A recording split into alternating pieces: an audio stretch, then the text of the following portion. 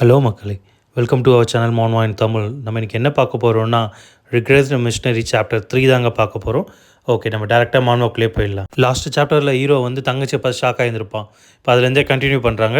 Hero அவன் தங்கச்சியை பார்த்தோன்னே ஓடி போய் கட்டி பிடிச்சிக்கிறான். அவன் தங்கச்சிக்கே ஒன்றும் புரியல. லிண்டாவும் ஷாக் ஆகி நிற்கிறா. ஆனால் உனக்கு என்ன ஆச்சு, ஏன்னா ப்ராங்க் எதனா பண்ணுறியா என்ன அப்படின்னு அவள் கேட்குறா. அப்போ ஹீரோ சொல்கிறான், நான் உன்னை ரொம்ப மிஸ் பண்ணம்மா அப்படின்னு சொல்கிறான். உடனே அவன் தங்கச்சி பயந்து, இங்கேருந்து தள்ளிப்போ, நீ என்னை ரொம்ப பயமுறுத்துற அப்படின்னு அவள் தள்ளி விட்டுடுறான். கீழே விழ போன ஹீரோவை நம்ம பிளிண்டா பிடிச்சிடறா. உடனே ஹீரோ நினைக்கிறான், பா இந்த குழந்தைக்குள்ளே இவ்வளோ சத்தியா, இவள் ஃபஸ்ட்லேருந்து இவ்வளோ ஸ்ட்ராங்காக தான் இருக்காளா. உடனே அவன் தங்கச்சி சொல்கிறான், பிளிண்டா கேட்டதுனால தான் நான் இங்கே வந்தேன். சில்லி கேம்ஸ்க்குலாம் நான் பார்க்கறதுக்கு ஆள் கிடையாது. நீ இதெல்லாம் பண்ணால் மட்டும் என்ன பழசெலாம் நான் மறந்துடுவேனா. உடனே ஹீரோ கேட்குறான், அப்படியா, அப்படி நான் என்ன பண்ணேன் என்னை மன்னிக்க முடியாத அளவுக்கு. உடனே அவனோட தங்கச்சி சொல்கிறா, நீ என்ன மறந்துட்டியா, என் மூஞ்சை பார்த்தாலே உனக்கு பிடிக்கல, அப்புறம் நான் விடுற மூச்சு காற்று கூட அருவருப்பாக இருக்குன்னு நீ தானே சொன்னேன். உடனே ஹீரோ ஷாக்காய், நானா சொன்னேன் அதை அப்படின்றான். சரிம்மா, அண்ணன் தானே சொன்னேன், நானே மறந்துட்டேன், நீயும் மறந்துட்டு. உடனே ஹீரோ நினைக்கிறான், நான் கடந்த காலத்தில் என் தங்கச்சி கூட அந்த அளவுக்கு ஒத்துமையாக இருந்ததில்லை, ஏன்னா நான் எதுக்கும் பயன்படாதவனாக இருந்தேன். உடனே ஹீரோ சாரின்னு சொல்கிறான். லிண்டா, ஐயோ முதல் தடவை யங் மாஸ்டர் வாயிலேருந்து நான் சாரின்னு கேட்குறேன். உடனே அவன் தங்கச்சி கலாய்க்கிறா, எனக்கு தெரிஞ்சு ஆக்ஸ் உன் தலையில் நல்லா பலமாக அடிச்சிச்சுன்னு நினைக்கிறேன், இல்லைன்னா நீ இப்படிலாம் பேச மாட்டியே. உடனே நம்ம ஹீரோ சொல்கிறான், அப்படிலாம் ஒன்றும் இல்லை, அந்த எல்லா ஆக்ஸையும் நான் தான் கொன்னேன். அப்படி ஹீரோ சொல்லிட்டு இருக்கும்போதே உடம்புலி தாங்காமல் கீழே விழுந்துடுறான். உடனே தங்கச்சி மறுபடியும் கலாய்க்கிறா, ஆமாம் ஆமாம், நீ இந்த உடம்பு வச்சு தான் அவங்க ஆக்ஸ் எல்லாரும் கூட சண்டை போட்டு இருந்திருப்ப, நீ வரும்போதே கான்ஷியஸ் இல்லாமல் தான் இங்கே வந்த அப்படின்னு சொல்கிறா. பிளிண்டாவும் தங்கச்சியும் கலாய்க்கிறத பார்த்துட்டு ஹீரோ கொஞ்சம் சந்தோஷப்படுறான். என்னை சுற்றி இவ்வளோ நல்லவங்க இருக்கும் போது என் பாஸ்ட் லைஃப்பில் நான் ரொம்ப டைம் வேஸ்ட் பண்ணிட்டேன் எதுக்கும் பிரயோஜனம் இல்லாத விஷயங்களில். அப்போ தான் நம்ம ஹீரோ சொல்கிறான், நான் பாஸ்ட் லைஃப்ல எலினா என்னை கூப்பிட்டப்போ நான் ஃபெஸ்டிவலுக்கு வரமாட்டேன்னு சொல்லிட்டேன், ஏன்னா அதுக்கு முன்னாடி தான் ஆக்ஸ் ரைடில் நானும் கலந்துக்கிட்டேன், அப்போ நான் அசிங்கப்பட்டு வந்தது தான் மிச்சம் எனக்கு, அதனாலே நான் வெளியே எங்கேயும் போகல. அதுதான் கடைசியாக என் தங்கச்சியை நான் பார்த்தது. அப்போ ஃபெஸ்டிவல் முடிஞ்சதுக்கப்புறம் எலினாவை அங்கே காணும். நாங்கள் எல்லாம் தேடிட்டு இருக்கும் போது பார்த்தா எலினாவோட உடம்பு அங்கே துண்டு துண்டாக இருந்தது. அதுவும் அவளுக்கு கூட இருந்த பாடி கார்ட்ஸும் இறந்து போயிருந்தாங்க. என்னோட கடந்த காலத்தில் கண்டிப்பாக நான் என் தங்கச்சி கூட இருந்திருக்கணும், ஆனால் நான் இல்லை அப்படின்னு ஹீரோ நினச்சிட்டு இருக்கும் போதே பார்த்தா கதவை யாரோ தட்டுறாங்க. நாங்கள் உள்ளே வரலாமா அப்படின்னு கேட்குறானுங்க. நீங்கள் இங்கே தான் இருக்கீங்களா மிஸ் எலினா, நாங்கள் உங்களை தான் தேடிட்டுருக்கோம் அப்படின்ட்டு எலினாவோட 2 பாடி கார்ட்ஸ் வராங்க. உடனே எலினா கேட்குறா, ஏன் எதனா ஆயிடுச்சா என்ன, நான் உங்கள் 2 பேரும் வெளியே தானே வெயிட் பண்ண சொன்னேன் அப்படின்னு சொல்கிறா. உடனே பாடி கார்ட்ஸ் வந்து, எங்களை மன்னிச்சிருங்க எலினா, ஆனால் ஒரு சர்வெண்ட் வந்து இப்போ தான் சொன்னாங்க ஃபெஸ்டிவலுக்கான பொருள்லாம் வந்துருச்சு, நீங்கள் அது வந்து ஒரு தடவை பார்த்துட்டிங்கன்னா சப்ளை பண்ணிடலாம் அப்படின்ட்டு. உடனே ஹீரோ அந்த பாடி கார்டுங்களை பார்த்து கேட்குறான், இந்த விஷயத்தெலாம் ஏன் வந்து எலினா கிட்டே கேட்குறீங்க.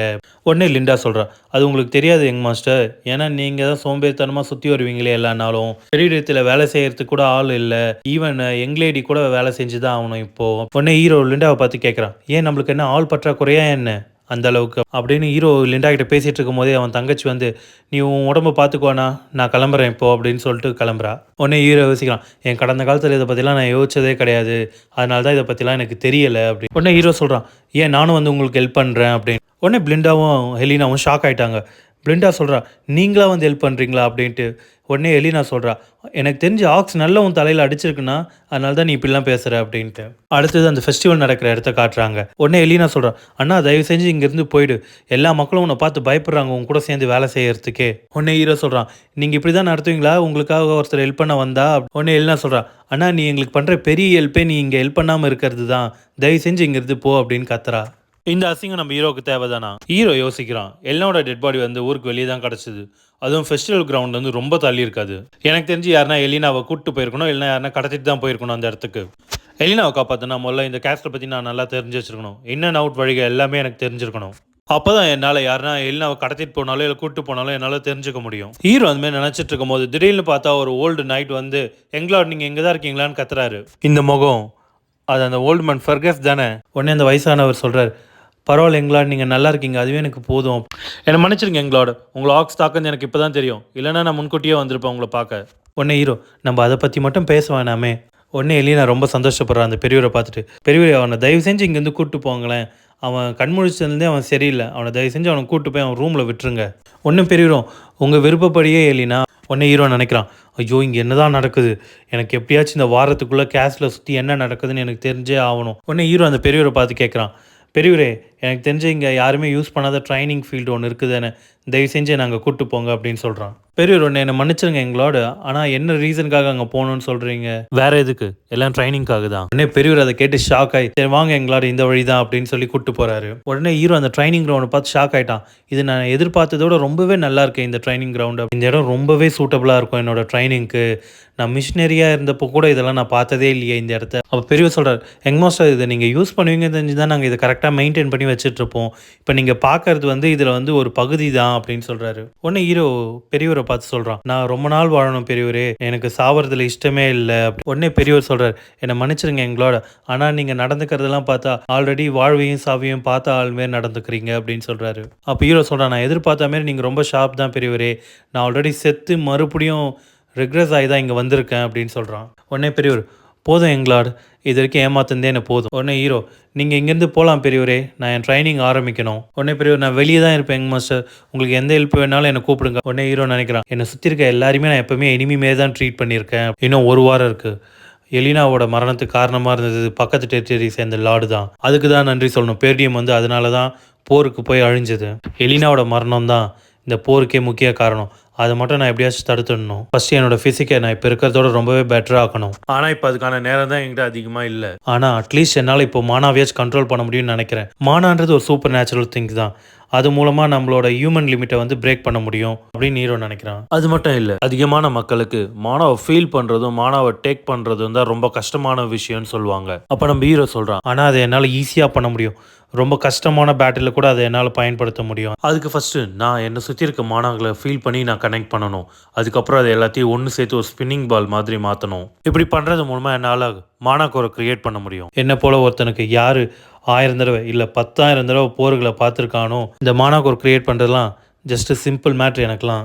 அது மட்டும் இல்லைன்னா இந்த காண்டினென்ட்டில் ஒன் ஆஃப் த ஸ்ட்ராங்கஸ்ட் மேனாக என்னால் இருந்திருக்க முடியாது. நான் மிஷினரியாக இருந்தப்போ நிறைய போருங்களை பார்த்துருக்கேன். அதில் ஒரு போர் டைம் அப்போது எனக்கு ஒரு பாதி எரிஞ்ச நிலையில் ஒரு புக்கு கிடச்சிது. அந்த புக்கில் இந்த மானா மெத்தட் தான் இப்போ நான் பயன்படுத்திகிட்ருக்கேன். அது மானா மேஜிக் யூஸிங் புக்கு. அந்த புக்கு மூலமாக 1 இல்லை 2 இல்லை 3 இல்லை, என்னால் 5 மானாக்கோரை கனெக்ட் பண்ண முடிஞ்சது என்னோட கடந்த காலத்தில். ஆனால் இப்போ இருக்க உடல்நிலையை வச்சுக்கிட்டு என்னால் 3 மானாக்கோரை தான் கனெக்ட் பண்ண முடியுது. இந்த 3 கோரையும் ஒன்று சேர்க்கும் போது அது மூலமாக என்னால் ஒரு எக்ஸ்ப்ளோசிவ் ஃபோர்ஸை கிரியேட் பண்ண முடியும். இந்த மெத்தட் மூலமாக அட்டாக்ஸ்லாம் ரொம்ப வேகமாகவே பண்ணலாம். ஆனால் மானா ரொம்ப அப்சர்வ் பண்ணும் இது மூலமாக. இந்த காரணத்தினால தான் என் கடந்த காலத்தில் நான் இடுவான் கிட்ட தோத்தேன். உங்கள் எல்லாருக்கும் தெரியும், நம்ம தலைவன் தலையை வெட்டினா பார்த்தீங்களா, அவங்ககிட்ட தோத்ததுக்கு இதுதான் காரணம்னு சொல்கிறாரு. அவனுங்க என் கூட சண்டை போடுறதுக்காக மொத்த நைட் ஆர்டரையும் கூட்டு வந்தாங்க. அது மட்டும் ஃபேர் ஃபைட்டாக இருந்தா நான் தான் ஜெயிச்சிருப்பேன் இடுவான் கிட்ட. இந்த மெத்தட் இப்போதைக்கு முழுமையாகாத மெத்தட் தான். ஆனால் இப்போதைக்கு இது போதும். இப்போ என்கிட்ட இந்த யூத்ஃபுல் பாடியும் இருக்குது, அதுவும் இல்லாமல் ரொம்ப டைமும் இருக்குது. இது மூலமாக என்னால் வருங்காலத்தில் அந்த நோபல் நைட் இடுவானோட தலையை எடுக்க முடியும். அப்போ நம்ம ஹீரோ நினைக்கிறான், டெல்பின் ஹவுஸ் தான் நம்மளை தாக்குனாங்கன்னு நினச்சேன். ஆனால் இதுக்கு பின்னாடி இவனுங்க இருக்கானுங்கன்றது எனக்கு தெரியல. எதுக்காக இவனுங்க என்னோட கவுண்டி அழிக்கணும்னு நினைக்கிறானுங்க. ஆனால் என்னோட வீட்டை அழிக்கணும்னு நினைக்கிற யாராக இருந்தாலும் நான் அவனுங்களை கொல்லாமல் விட மாட்டேன். அப்படியே அதுலேருந்து 1 வீக் லேட்டர் காட்டுறாங்க.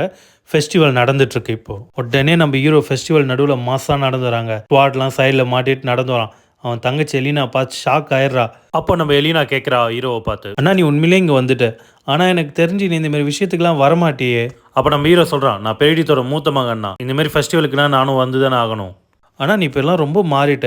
இந்த 1 வாரமாக நீ வேறு எந்த வேலையுமே பார்க்கல, ட்ரைனிங் மட்டும்தான் பண்ணிகிட்டு இருந்திருக்க. இதில் என்ன தப்பு இருக்குது? அடுத்த லாடாக போகிறேன்னா ட்ரைனிங் எடுத்து தானே ஆகணும் அப்படின்னு சொல்கிறான் ஹீரோ. ஆனால் அண்ணா இதை பற்றிலாம் நீ கவலைப்பட்ட மாதிரியே நான் பார்த்தது இல்லையா உன்னை அப்படின்னு சொல்கிறா.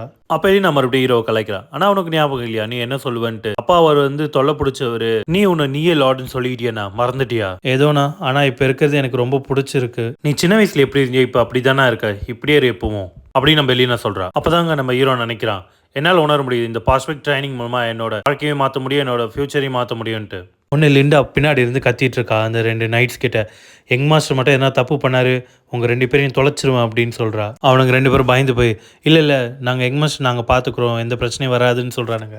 ஹீரோ நினைக்கிறான். அப்போ நம்ம ஹீரோ நினைக்கிறான், என்னோட ப்ரிப்ரேஷன்லாம் முடிஞ்சிச்சு, கடந்த காலத்தில் எப்படி நடந்ததோ அது அப்படியே நடக்கட்டும். எலினா அவளா போகிறாளா இல்லை யாருன்னா கடத்திட்டு போகிறாங்களான்னு எனக்கு தெரியணும். நம்ம ஹீரோ எலினா கூடவே இருக்கணுன்றதுக்காக ஃபெஸ்டிவல் ஃபுல்லாக அவ கூடவே இருந்துட்டான். எலினாக்கு ரொம்ப சந்தோஷம். அப்போ தான் எலினா ஹீரோவை பார்த்து கேட்குறான், ஆனால் இது எல்லாமே போர் அடிக்குது, எல்லாமே பழசு, இந்த வருஷமாச்சு எதனா புது விஷயம் நடக்குமாண்ணா? அப்படி எலினா கேட்டுட்டு இருக்கும் போதே நம்ம ஹீரோ நினைக்கிறான், ஃபெஸ்டிவல் ஆல்மோஸ்ட் முடிஞ்சுச்சு. ஆனால் இன்னமும் எலினாவை யாரும் அங்கே கூட்டும் போல கடத்திட்டும் போல.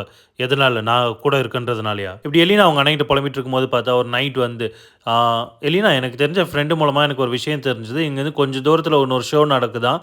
அங்கே சாப்பிட்ற இடம் விளையாடுற இடம் நிறையா இருக்குது. நீங்க எப்படி வரீங்களா என் கூட அப்படின்னு கேட்குறான். எலினா உடனே உண்மையாவா வாங்க போலாம் அப்படின்னு சொல்றா. ஹீரோ காமிச்சு சொல்றாங்க அது சரி அப்ப நீங்க 2 பேர் தான் பெரிடித்தோட துரோகிங்களா? நன்றி மக்களே, தேங்க்ஸ் ஃபார் வாட்சிங். இதோட 3rd சாப்டர் வந்து முடிஞ்சுச்சு. அடுத்த சாப்டர் வேணா நம்ம சேனலை ஃபாலோ பண்ணிட்டு சப்ஸ்கிரைப் பண்ணிக்கோங்க. தேங்க்யூ.